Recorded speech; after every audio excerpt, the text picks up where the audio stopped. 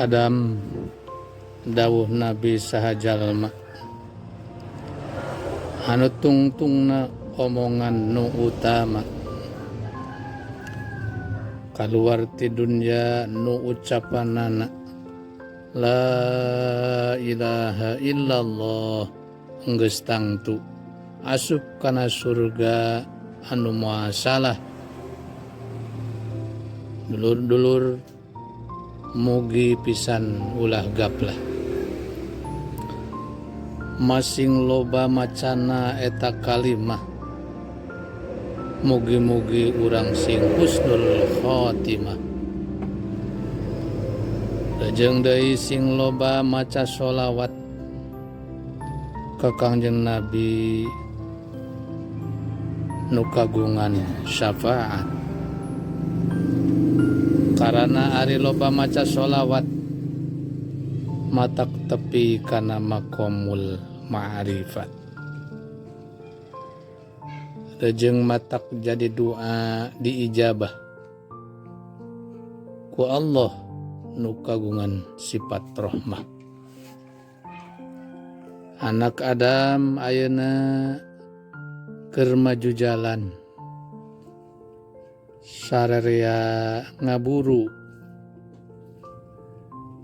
kana wekasan. Jalan eta dua perkara, jalan kana bagja jeung kana cilaka. Jalan bagja kalakuan kaislaman, cilaka mah kalakuan kakupuran. Di dunia jeung di akhirat alad dawam mugi urang tetep di agama Islam. Amin amin ya rabbal alamin.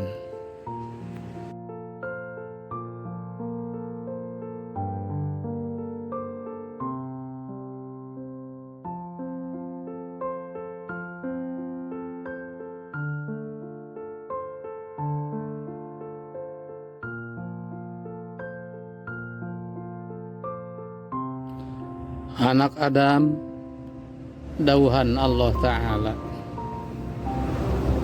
hadis qudsi anu pertela turnyata nu hartosna dawuhan teh mun teu salah ari maot teh nu mukakeun rahasia. Anak Adam nya kitu deui kiamah poe nu nembongkeun sagala rahasia. Nu dijieun rahasia mungguh manusia dosa ka Allah anu kawasa. Anak Adam tulisan anu mukakeun rahasia anu ku urang disarumputkeun. Tulisan anu dibuat malaikat Raqib Atid duanana anu kuat.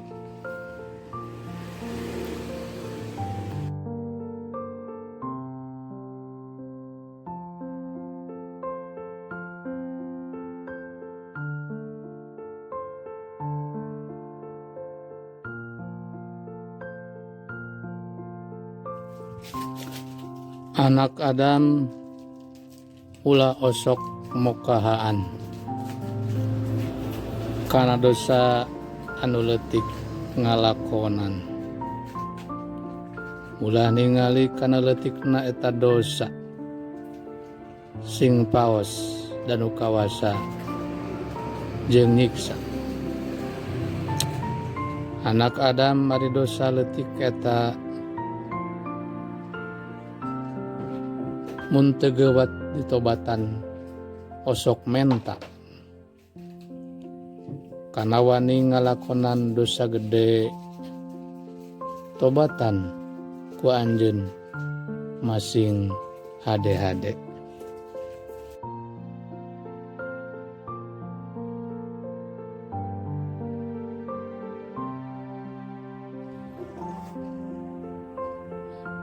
Anak Adam mun teu gewat ditobatan, sok narik kupur jeung goreng wekasan.